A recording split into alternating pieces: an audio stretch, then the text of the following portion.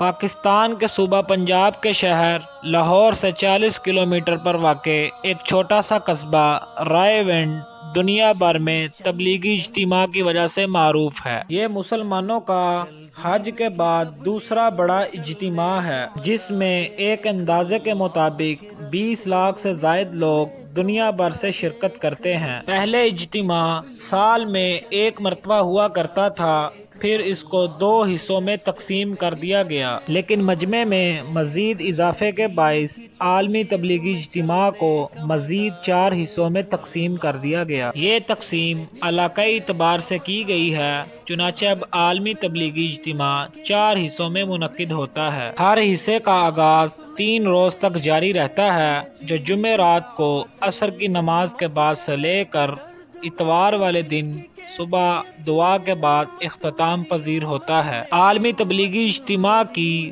تیاریوں کا آغاز کئی ماہ پہلے کر دیا جاتا ہے۔ سینکڑوں ایکڑ رقبے پر محیط 3 روزہ شہر بسایا جاتا ہے، جس میں ضروریات زندگی کی اشیاء میسر ہوتی ہیں۔ اس اجتماع کی ایک خصوصی انفرادیت یہ بھی ہے کہ اس میں تقریباً ہر مسلک و مکتبہ فکر سے تعلق رکھنے والے لوگ شریک ہوتے ہیں، اور اس کی ایک بڑی وجہ یہ بھی ہے کہ اس اجتماع کو کسی مسلک، کسی مکتب، کسی جماعت کے ساتھ مخصوص کرنے کی بجائے مسلمانوں کی اجتماع کے طور پر منعقد کیا جاتا ہے۔ 3 روزہ تبلیغی اجتماع میں فرزندان توحید کی تربیت کا اہتمام اور احکامات خداوندی اور سنت رسول صلی اللہ علیہ وسلم کی پیروی کی خصوصی تلقین کی جاتی ہے۔ اجتماع میں اتحاد امت اور ملکی سلامتی کے لیے خصوصی دعائیں کی جاتی ہیں۔ اس اجتماع نے